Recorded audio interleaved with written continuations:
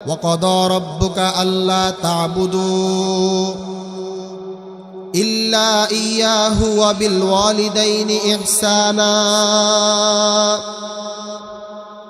إما يبلغن عندك الكبر أحدهما أو كلاهما فلا تقل لهما أف ولا تنهرهما وقل لهما قولا كريما আল্লাহ রব্বুল আলামিন বলেন, তোমার রব ফয়সালা করে দিয়েছেন যে তার ইবাদত ছাড়া আর কাহারও ইবাদত করা যাবে না।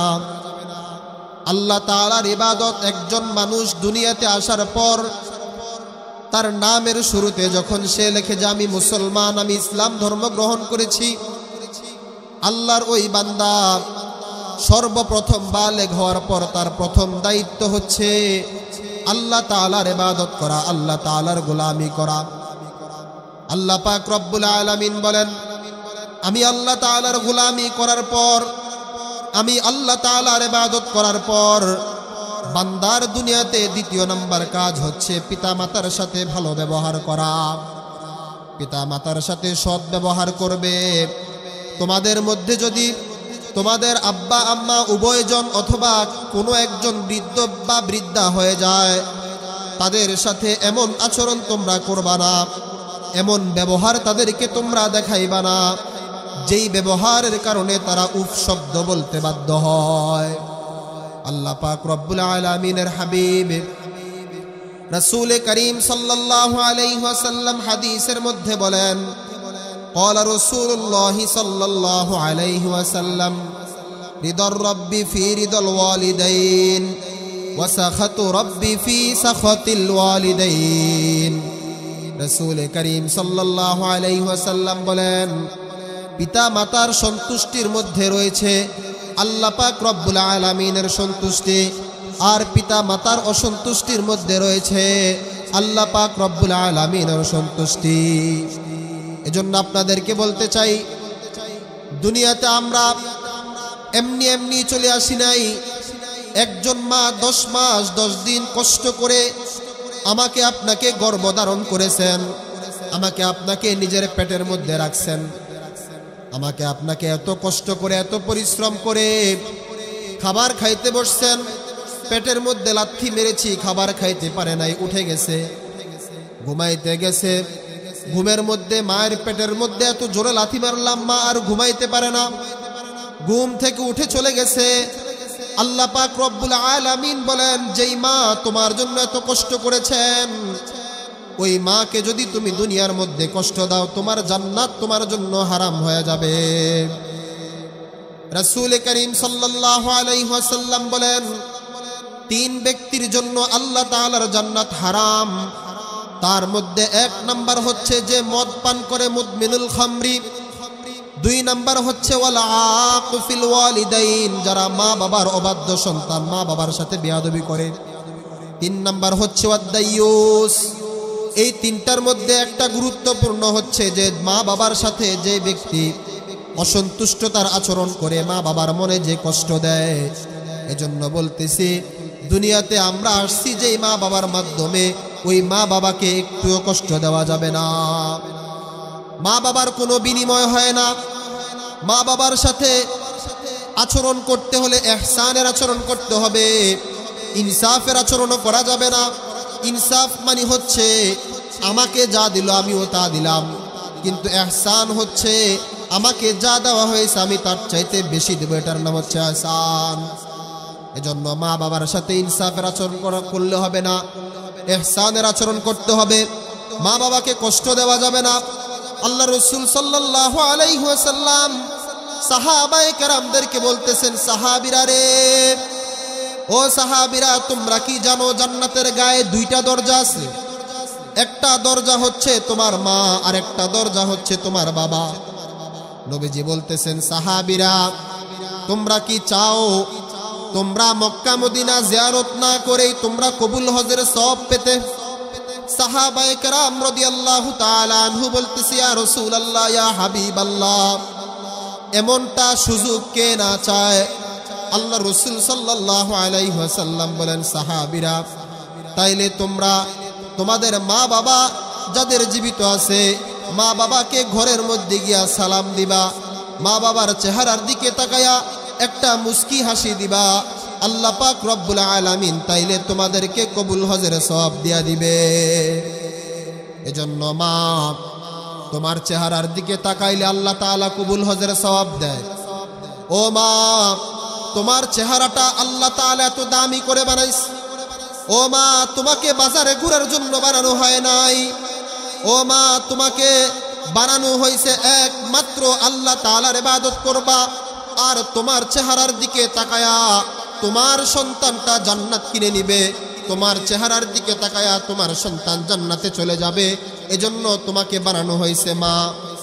ও মা, তোমারে রাস্তায় ঘোরার জন্য বানানো হয় নাই, তোমারে দোকানে যাওয়ার জন্য বানানো হয় নাই, তুমি ব্যানওয়ালার সাথে কথা বলবা এজন্য তোমারে বানানো হয় নাই, তুমি ওকালতি করবা এজন্য তোমারে বানানো হয় নাই, তুমি গার্মেন্টসে চাকরি করবে এজন্য তোমারে বানানো হয় নাই। ও মা, তোমাকে বানানো হয়েছে একমাত্র তোমার চেহারা দেখে সন্তান তোমার কাছ থেকে আমল শিখে তোমার কাছ থেকে জান্নাতটা কিনে নিবে গো মা। এজন্য মা, তোমার ডাক আল্লাহ তাআলা শুনে। তুমি যখন ঘরের কোনায় বসে আল্লাহ তাআলাকে ডাক দাও, আল্লাহ পাক রব্বুল আলামিন তোমার ডাকের জবাব দিয়া দেয়। তোমার কণ্ঠ তো এমন করে আল্লাহ তাআলা বানাইছে, তোমার চেহারা তো আল্লাহ তাআলা বলে আমি এমন করে বানাইলাম। তুমি আসমানের দিকে ডাকতে দেরি, আমি আল্লাহ তাআলা তোমার ডাকে সাড়া দিতে আর দেরি হয় না। ও মা, তুমি যদি বস্তি ঘরের মধ্যে বৈশা ডাক দাও, তুমি যদি অসহায় ঘরের মধ্যে বৈশা ডাক দাও, তুমি যদি জীর্ণ শীর্ণ ঘরের মধ্যে বৈশা ডাক দাও, ও মা, তুমি যদি দুর্বল হয়ে যাও, তোমার সন্তান আর তোমার খেদমত করতে চায় না, তুমি যদি অসুস্থ হয়ে যাও, তোমার শরীরের মধ্যে যদি গন্ধ কয়, তোমার ছেলে তোমার মেয়ে আর তোমার কাছে যাইতে চায় না যে মায়ের গন্ধ কয়, ও মা, তোমার ডাক তো দুনিয়ার কেউ যদি না শুনে, স্বয়ং আল্লাহ পাক রব্বুল আলামিন তোমার ডাক শোনার জন্য প্রস্তুত।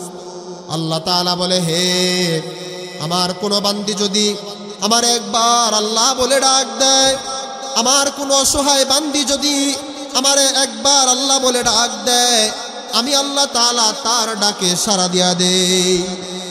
এজন্য ঘটনা আছে, হাদিসের মধ্যে আসছে, মদিনার একজন মহিলা, আনসারী মহিলা, খাওলা বিনতে সালাবা, মদিনার একজন আনসারী মহিলা, স্বামীতে তালাক দিয়া দিছে, বাচ্চা কাচ্চা বেশি। আল্লাহর রাসূলের দরবারে চলে গেছে, যায় বলতেছে, ইয়া রাসূলুল্লাহ, ইয়া হাবিবাল্লাহ, আমার স্বামী আমাকে তালাক দিয়া দিছে গো আল্লাহর নবী, আপনি আমার একটা ফয়সালা দেন। রাসূল করিম সাল্লাল্লাহু আলাইহি ওয়াসাল্লাম বলতেছে, ওই সময় এখনো পর্যন্ত এই যে তালাকের মাসআলা, তালাকের ফয়সালা আল্লাহ তাআলার রাসূলের কাছে পাঠায় নাই, আল্লাহর রাসূলের কাছে আসে নাই। রাসূল করিম বলতেছে, মা, আমার কাছে এখনো আল্লাহর কাছ থেকে কোনো ওহী আসে নাই, সুতরাং আমি পারবো না। মহিলা ডাক দিয়া বলতেছে, ইয়া রাসূলুল্লাহ, ইয়া হাবিবাল্লাহ, যেহেতু আপনি পারবেন না, তাহলে আপনারও যেমন একজন আল্লাহ আছে, আমারও তো একজন মাওলা আছে, আমি তার কাছে গিয়া চাইলাম। খাওলা বিনতে সালাবা ঘরের কোনার মধ্যে যায় আল্লাহ তাআলার কাছে হাত উঠায় বলতেছে, আল্লাহ, আপনার নবীর কাছে, আপনার বন্ধুর কাছে গেছিলাম, আপনার বন্ধু আমারে কোনো ফয়সালা দিতে পারে নাই, সুতরাং ওগো আল্লাহ, আমার বাচ্চা কাচ্চা বেশি, আমারে আমার স্বামী তালাক দিয়া দিছে, আপনি একটা ফয়সালা করেন। হযরত ওমর ফারুক রাদিয়াল্লাহু তাআলা আনহু রাস্তা দিয়া যায়, সাহাবায়ে কেরাম দেখতেছে ওমর ফারুক খাওলার কাছে বসে রয়েছে, যায় বলতেছে, কি ওমর, আপনি কেন রাষ্ট্রের কাজ বাদ দিয়া, আপনি কেন আপনার কাজ বাদ দিয়া খাওলার কাছে বসে রয়েছেন, কারণটা কি? হযরত ওমর বলতেছে, খাওলা এমন একজন ব্যক্তি, এমন একজন মানুষ, যার কথা স্বয়ং আল্লাহ তাআলা শুনে আমার ডাক দিছে, আমি শুনবো না কেন? এজন্য বলতেছিলাম, রাসূল করিম সাল্লাল্লাহু আলাইহি ওয়াসাল্লাম যখন সাহাবায়ে কেরামদেরকে বলতেছেন, সাহাবীরা, তোমরা যদি দুনিয়াতে মক্কা মদিনা জিয়ারত না করে, রওজা শরীফে না গিয়া, মক্কা মদিনা জিয়ারত না করেই কবুল হজের সওয়াব পেতে চাও, তাইলে তোমরা মা বাবার চেহারার দিকে মুস্কি হাসি দিয়া তাকাইবা। কয়েকজন সাহাবী কান্না শুরু করছে। আল্লাহ রাসূল সাল্লাল্লাহু আলাইহি ওয়াসাল্লাম বলতেছে, সাহাবীরা তোমরা কেন কান্না করো? বলতেছে, ইয়া রাসূলুল্লাহ, ইয়া হাবিবাল্লাহ, এমন একটা আমলের কথা বলছেন, এমন একটা আমলের কথা বলছেন যেই আমলটা আমরা চাইলেও করতে পারবো না। কি সেটা? ইয়া রাসূলুল্লাহ, ইয়া হাবিবাল্লাহ, আপনি আজকে বলছেন গত 2 দিন আগে আমি আমার মাকে কবরের মধ্যে দাফন করে আসছি, 1 বছর আগে আমি আমার বাবাকে কবরে দাফন করছি। ওগো আল্লাহর রাসূল, সুতরাং এই মুহূর্তে আমি আমার মা আমার বাবার চেহারার দিকে তাকায় আমি কবুল হজের সওয়াবটা নিতে পারবো না। এই যুবক ভাইরা, এখানে অনেকে আছেন যার মা নাই, যার বাবা নাই। আমিও তো আপনাদের মতো এমন একটা সন্তান, আমার আব্বা দুনিয়ার থেকে বিদায় নিয়ে চলে গেছে। আমার আব্বা আজকে 2 বছর 2.5 বছর হয়ে গেছে এই জমিনের মধ্যে আর বেঁচে নাই। আমার আব্বা দুনিয়ার থেকে বিদায় নিয়ে চলে গেছে। পৃথিবীতে এমনও মানুষ আছে যার বয়স 60 বছর 70 বছর, তার বাবাটাও এখনো দুনিয়াতে বেঁচে আছে। কিন্তু আমি এমন একটা সন্তান, আমার বয়স মাত্র 25 বছর 26 বছর বয়স, আমার আব্বা দুনিয়াতে আর বেঁচে নাই। আমার আব্বা দুনিয়ার থেকে বিদায় নিয়ে চলে গেছে। আমার আব্বা দুনিয়ার থেকে বিদায় নিয়ে চলে গেছে। এজন্য বলতেছিলাম, মা বাবাকে কষ্ট দিবা না, মা বাবার হক নষ্ট করবা না, মা বাবাকে নিজের জীবনের চাইতেও বেশি মহব্বত করবা, মা বাবাকে কদর করবা। মা বাবাকে আর কষ্ট দেওয়া যাবে না। ওই মা জীবনে আমাদের জন্য কত কষ্ট করেছেন, ওই মা কত কষ্ট করেছেন। একটা গজল বলে আমি শেষ করতেছি। মা এমন এক দামি সম্পদ, মা এমন একটা দামি জিনিস, যেই মার চেহারার দিকে তাকাইলে এমন কোনো হাদিস পৃথিবীতে নাই যেই হাদিসের মধ্যে আসছে যে আমার পীর যদি আমার উপর সন্তুষ্ট হয় তাইলে আমার জন্য জান্নাত, আমার ওস্তাদ যদি আমার উপর সন্তুষ্ট হয় তাইলে আমার জন্য জান্নাত। এমন কোনো হাদিস আল্লাহর এই জমিনে আল্লাহ তাআলা রাসূলের মাধ্যমে দেন নাই। কিন্তু এমন একটা হাদিস যে মা বাবা যার উপর সন্তুষ্ট তার জন্য জান্নাতের ফয়সালা আল্লাহ তাআলা করে দিয়েছেন। এজন্য মা বাবা আমাদের জন্য কি পরিমাণ কষ্ট করেছে। জীবনের মূল কষ্ট মায়ের প্রসব বেদনায়, 7 আসমান 7 জমিন তখন মায়েরই মাথায়। জীবনের মূল কষ্ট মায়ের প্রসব বেদনায়, 7 আসমান 7 জমিন তখন মায়েরই মাথায়। এমন মাকে কেমনে আজি, এমন মাকে কেমনে আজি যাব আমি ভুলিয়া। ও আমার প্রাণের মা, মা গো মা, কোথায় গেলে মোরে ছাড়িয়া। জনম দুঃখী ইয়তীম আমি, চায় না কেহ ফিরিয়া। আমি যখন ছিলাম আমার মায়েরই উদরে, চলাফেরা করতেন যে মায় কত কষ্ট করে।